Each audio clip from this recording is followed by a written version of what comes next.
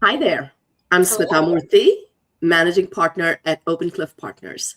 We're a product advisory and consulting firm. As a woman who has spent over 25 years in tech product and leadership roles in corporate, I have crossed paths with inspiring women who walk the talk, have an abundance mindset, and have helped shape my career journey.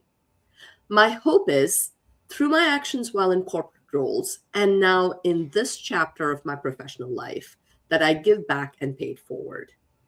There's plenty of research that shows that women don't have enough women role models to look up to learn from, and to emulate. And very few women leaders who break the glass ceiling, be it in corporate, entrepreneurial, or other arenas, actually support other women in terms of being a champion, a sponsor, or an advocate. And worse, see them as competition. The inspiration for this podcast series is to showcase women in tech, product, and leadership who inspire, who actually help, and are positive influences to those who have the good fortune to be in their orbits, lifting as they climb. Today, I'm super excited to host Jen Rowland. Jen has been a career accountant with roles as Big Four partner, a CFO, internal audit director, and founder of her own consulting business. She's a mentor to students with a strong focus on women and entrepreneurship. And she's our newly elected Chatham Township mayor. And I happen to, so we met through this group called Executive Forum that we're both part of.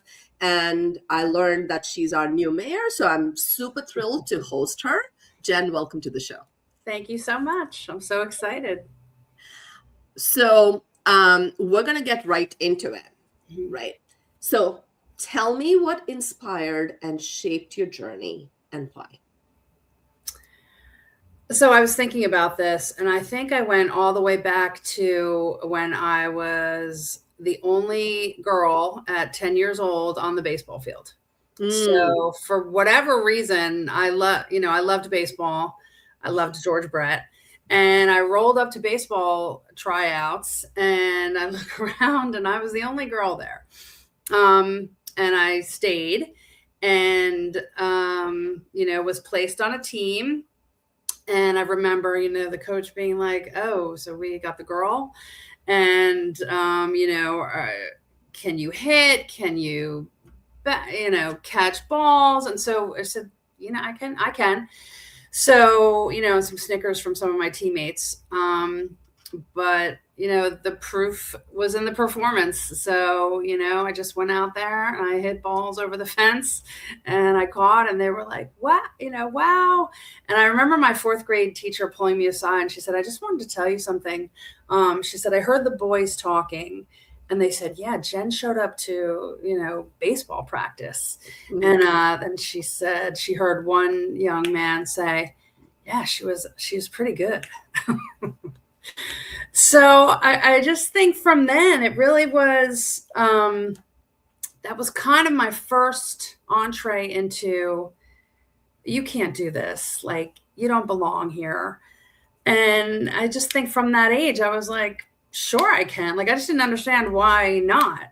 Thought it was odd that I was the only girl there, but then I was in the newspaper and they did articles, so I was like, "Ooh, okay, I'll get a little attention I about like it." it. Yes, but so, other examples, like as I was growing up, I was raised by a single mom, and she told me like it was tough. Like she couldn't qualify for a credit card. I mean, this was Mm, in the 70s. Like women couldn't get their own credit as recent as 50 years ago.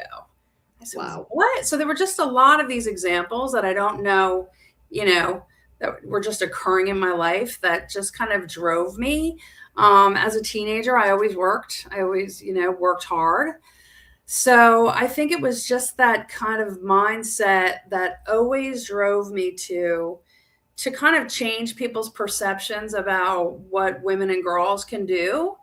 Um, and there just were many instances across my life and career where I was told no, or you can't do this. even as recent as a few years ago. And here I am. So. That's right. That's right. I remember you telling me about even when you were making partner, um, the lots of, it wasn't handed to you as easily.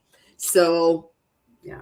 yeah, and Jen, thank you for sharing that. But it's a recurring theme I hear with a lot of the women that I have on the show.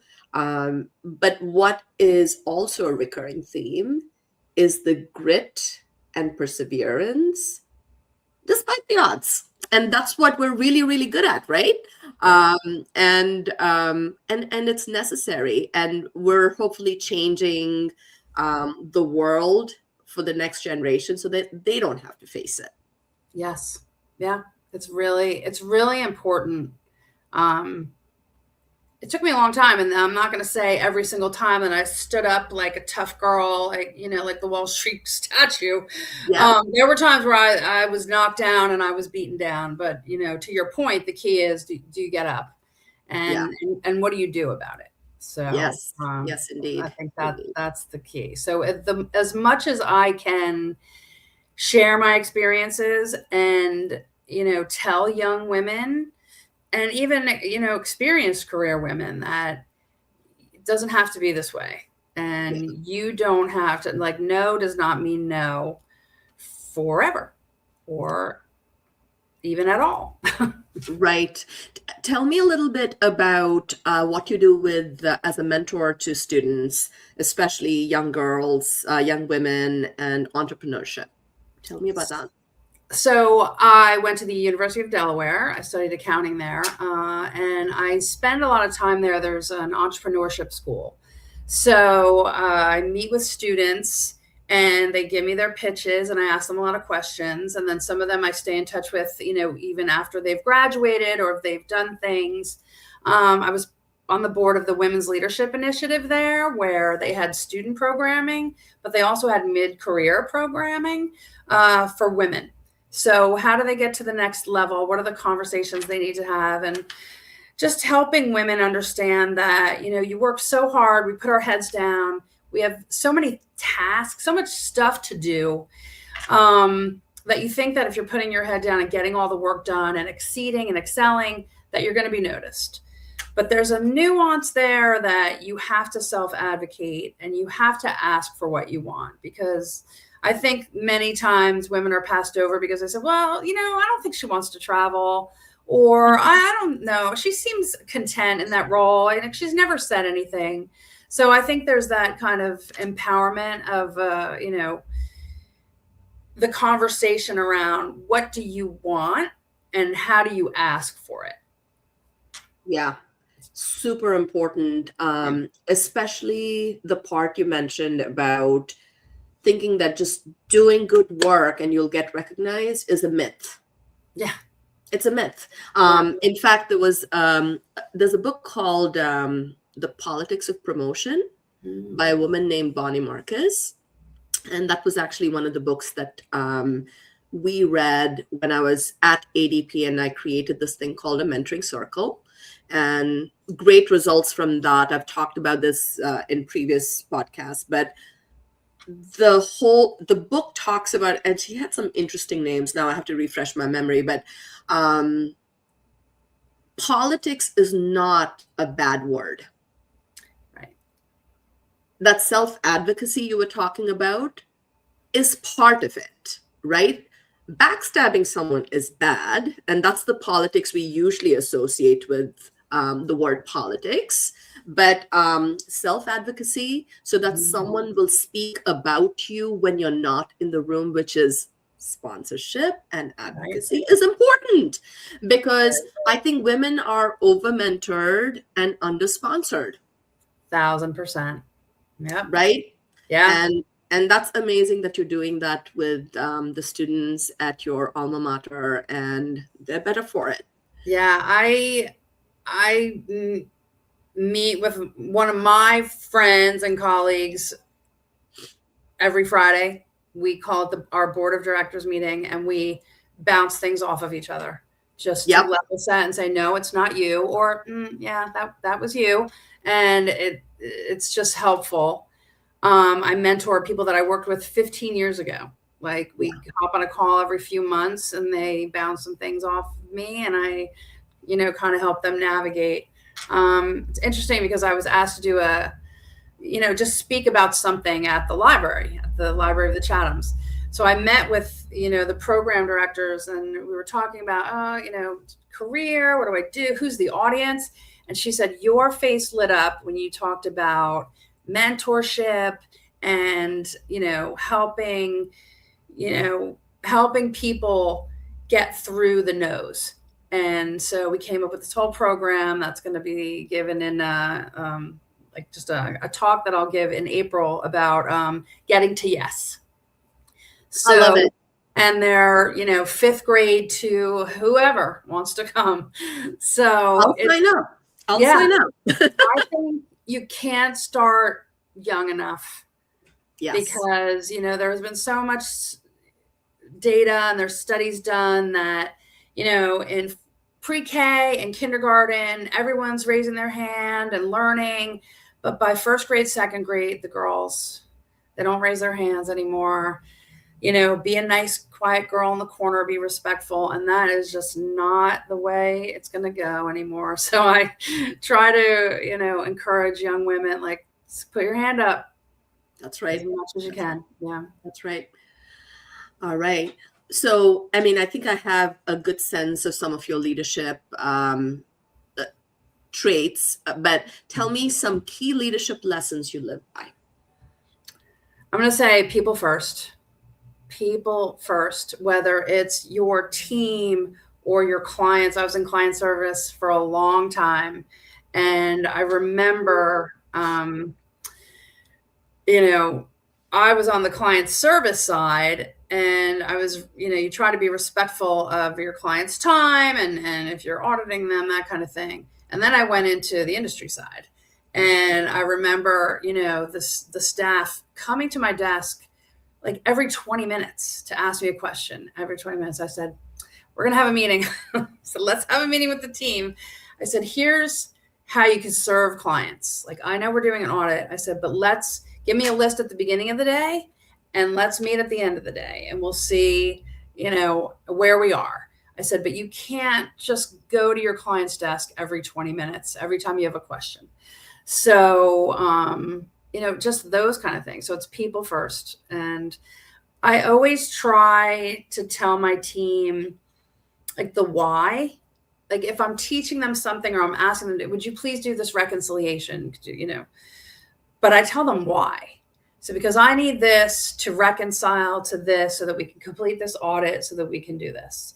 And once people feel like they're part of the journey and not just being voluntold what to do, it's just such a difference. And, it's people. That's one. Listening. That's a good one. I'm a talker. So I have to remind myself sometimes just stop and listen, because that's, half the battle is listening to people. I've had people in so many professional meetings where you say something and then it's like they didn't even hear one word you said, because then they'll ask you a question and I'll say, I just said that. So listening is very important, and being authentic. I think as I started my consulting business as kind of a fractional CFO, the beauty of being a contractor versus being an employee and being involved and playing in the politics is that you're not playing the politics. You are there to, help this company or this client be as successful as they possibly can. So you can be brutally honest in a professional way, but you can be authentic and honest. And that's been a very empowering and very interesting part of my consultancy to, just have that freedom to do that, because I've definitely been in situations where I've had a role and I've said to someone, hey, this is kind of simmering and smoldering on fire over here. I think it's going to be a real problem. And they were like, you can stay in your lane. And I said, oh, okay. Well, sure enough, not long after that, it completely blew up, and then they get mad and that kind of thing. So it's very refreshing to be authentic and to be appreciated for the advice that you're giving. And that's really, it took me a long time to learn this, but going back to the question, like ask for what you want. Yeah, absolutely. And I think on the part about authenticity, I think it's too hard to be otherwise. I can't keep track. If I'm like telling stories or trying to be something that I'm not, like, I don't know who I told what, and I just don't have the time or the bandwidth keep track to remember. Who was I to that person? No, this is it. And take it or leave it. And I think to your point about being an independent consultant or an advisor, that's the beauty and luxury of it, where you don't have to be unkind or mean, but you can be, in fact, they pay us as independent professionals to be authentic and to call out what their blind spots are. Right. You're absolutely right. I think that's the beauty and power of being an independent. Great lessons. So what are all the different ways you leverage your success to help other women in their careers? We talked about the entrepreneurship center and the mentoring over there, but what else do you do? So I share my experiences. Because there's always a lesson to be learned. I share the good and the bad. I remember at Ernst & Young, when you're working in a big accounting firm, the younger women, and you're working crazy hours, they cannot even imagine, how would I possibly even start dating someone? How would I possibly get married? How could I possibly bring a child while I'm working this way? So this was pre-Zoom, so I would open up my conference call number once every few weeks. We would schedule it, and whoever wanted to join from 8 to 9 at night, we would answer. I had an HR person, myself, and whoever wanted to come, and we would answer questions. How do you do it? How do you have this conversation with your boss? Because I had so many experiences, and I just wanted to help them navigate any minefields and, just empower them to feel like they weren't alone. They didn't have to solve this problem. The wheel has already been created, and it is possible. So I would, definitely sharing experiences helps, because I know I benefit when other people have shared their experiences. So that's something I definitely pass along. I remember going to a meeting, and we had a new CFO of a big company. CFO was coming to our office to meet everybody. So, he had gone into the conference room. He put down his notebook in his spot. And then, as people were gathering, there was a huge conference table, and a couple of seats were taken. But the women were coming in and sitting in the seats around the perimeter at the wall. Interesting. I turned around and I said, "What are you doing? Like, come sit at the table." They were like, no. We don't sit there. And meanwhile, I took my notebook and I put it right next to the new CFO. I was like, but I thought that was very eye-opening for me. Yeah. So, what are you doing? And they were like, no, he's sitting there. I'm like, well, so can you. So inviting women to the table, convincing them that they do have a seat at the table, that there's more than enough seats here for you. Yep. And that, your voice can be heard. It's also helping people to navigate a situation where, maybe this isn't a good situation. I was in a position and I thought that's the position I wanted, and I got it, and it was not good. It was bad. So I wouldn't change anything. Everything is a learning experience. But I think I should have pulled the plug earlier. So it's those kind of things, like having conversations, identifying people that can help you and listen to you, Yeah. So those are really the ways, just sharing pain points and successes as well. It's so easy to forget that we were in that position before, right? Yeah. And and and and the younger professionals are figuring out their ropes, right? And we're like, oh, just ask, Right. willing to help. So yeah, that's very powerful. Yeah. So when you have reached out to others to help you in your career, what are some of the best ways others have helped you? I think this is a big challenge depending on the industry, but honest feedback. Mhm. Honest feedback. I've seen so many women that, just needed some constructive feedback. And I know they would have, gone further in their career, but they were just held back because of not even big things. It's, just coaching and, hey, I don't know if I would wear that to work, or, Yeah, I don't know if I would, pick up my phone in a meeting, those kind of things, because sometimes, it's harder, I think, and especially kind of post Me Too, men are hesitant to give feedback to women. They think we're yeah, going to cry, we're going to, lose our minds, those kind of things. And I think it just wasn't given. I had someone who I worked very closely with, but he was very vanilla. He was very middle of the road. He would never say, he would never really give feedback. yeah, So it's a disservice. So getting honest feedback from mentors or women that would be like, well, this could be perceived this way. I remember being in my 20s and I worked for like a fashion brand, a high end luxury brand, and I had yellow nail polish on. Well, the French CEO went and like criticized me. He's like, you don't wear yellow nail polish to work. And I was like, wow. At first I was like, like, who is this guy? But I respectfully said, okay. But he was giving honest feedback.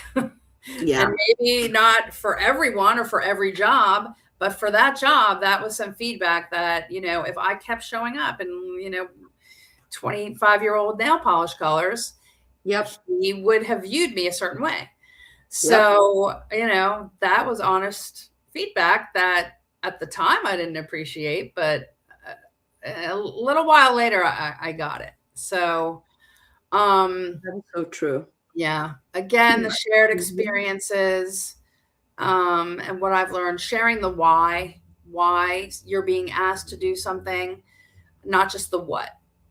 Yeah, Yeah. absolutely. And I think going to feedback, like we all talk about our own board of advisors, right? And the board of advisors that's the purpose. It's a trusted relationship. I think corporate sometimes makes that very difficult for a male manager or a female manager because there's so many, for lack of a better word, HR rules you're trying to stay within, Right. that it kind of curtails how authentic or how honest you can be about the very thing that you need to hear. Right. That will make all the difference, that will unblock something for you. And yeah, it's very refreshing now at this phase in my career, as it must be for you. Recently at one of our executive forum lunches, this person, the other member across from me, said, did you reach out to so and so? And I was like, no. Wait, we talked about this 3 weeks ago. That was the feedback I needed. I'm like, why haven't I done it? Right? There's Right. absolutely no excuse other than I let other things take over. Right. Right? Yeah. And sometimes just that one little gentle kick in the right place is all you need Exactly. Yeah. to do It's what you need. not criticism. It's you're Yeah, supporting that person. correct. So yeah, the radical candor, I'm a fan. Yes, yes. Can you please share your favorite life lesson quote and how that's been relevant to you in your life? Do you have editing ability for this podcast? Because one, it Yes, may I be do. unsuitable for children. You may have to bleep it out. But one thing I say all the time, and I say it at home. This is Eddie Vedder of Pearl Jam. There's only one commandment: don't be an asshole. I just say, like, just don't. Like, there's so many ways to be one, but there's very easy ways to not be one. So that's one. And if you have to edit this out, that's fine. I could say, another quote I have is do the right thing. That's a Spike Lee joint. Do the right thing. We all know what the right thing is. Just do the right thing. Yeah. And then, of course, if you go back to, there's a special place in hell for a woman who doesn't support another woman, from Madeleine Albright. That's Right those on. are probably my top three. Yeah. Absolutely. And you know what? When I post the podcast, it says specifically it's not for kids. So I think we're safe. Okay. I literally had it was printed out and on my refrigerator. Yeah. That is. I really wish people would. It's the simple. We all know what the right thing is. Yep. But we don't do it. Not everyone does it, unfortunately. I know. So that's the radical candor. I will remind them. That's awesome. That's awesome. I love it. All right. We're cruising right along. Are you an avid book reader? I'm getting better. The to be read pile is huge and growing. But last year, I joined I've never been in a book club. Yeah. Probably not since second grade. And there was a young woman who was building her gold award for the Girl Scouts at Chatham High School. And she created Chatham Chapters, which is a book club. But the intent was intergenerational. Ooh. So because, a lot of book clubs, it's, your peers. And so this was high school students, moms, other people, I think we had a few generations going. And so now, that amazing young woman has since graduated. She's in college, but we still have the book club. The library of the Chathams took it over. But she and her sister are still managing it. So they Zoomed in this past Saturday, and we were over in the library talking about the latest book, and it was great. So that keeps me focused on reading. I like to read balance between like a heavy kind of a history or like a current events book or like something like that, and like an Ellen Hildebrand, good beach read, keeps you on your toes.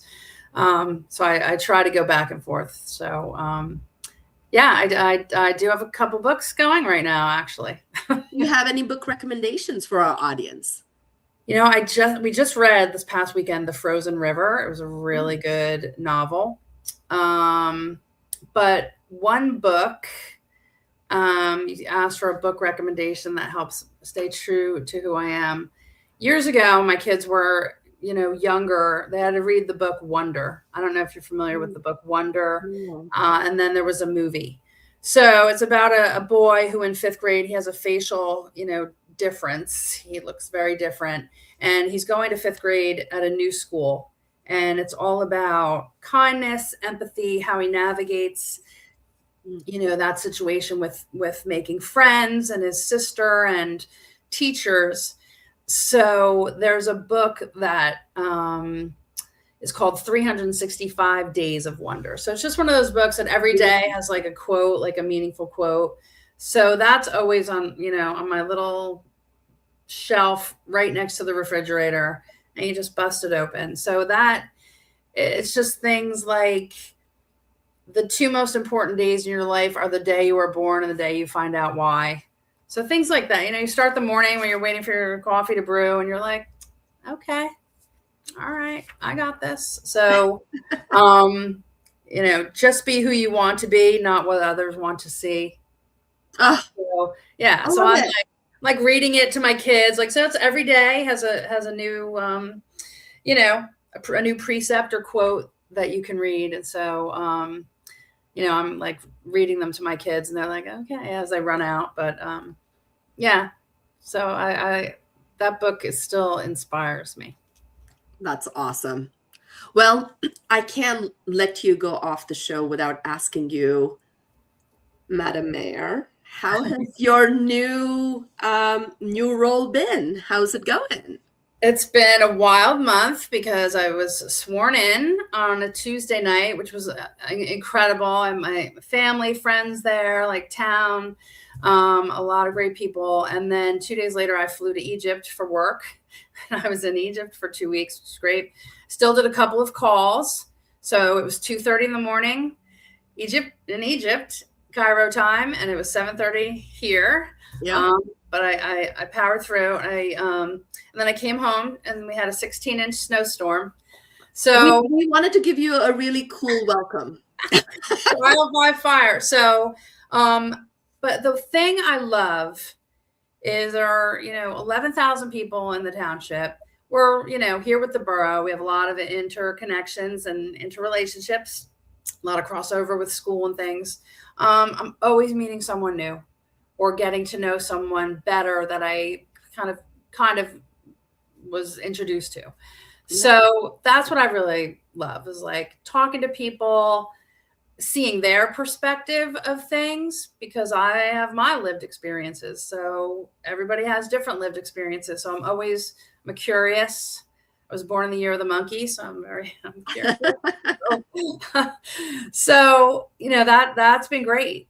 There's a lot. I've been on the Chatham Township Committee. This is my 3rd year. So I know how things work, but there's a lot that goes on behind the scenes. Mm-hmm. Mm-hmm. And I'm being invited to things where municipalities get together and talk about things, which is really great. So the same thing, like I don't have to recreate the wheel for something. Yeah. Somebody else has done it or has been there. And so it really, I'm grateful to have this experience. That's awesome. Yeah. That's awesome. I can't wait to come to your April session in the library. I think, what did you say? Getting to yes? Yes. Getting to yes. Getting to yes. I love it. That one. And then I would love to stay in touch with township activities. And I do think I have an idea that I think may resonate with you. So we'll talk about it after this podcast. Definitely. Jen, it was so awesome having you on the show. You're a very unique guest compared to all the rest of the guests I've had. I've obviously had CFOs, but you have this other, being a mayor of the town that is very unique. Nobody I've had has been one. So thank you for your time. And I really enjoyed our conversation. Same. I love it. Yeah. I really appreciate your podcast and I'm always here for the mission. Sounds great. Thank you, Jen. Thank you.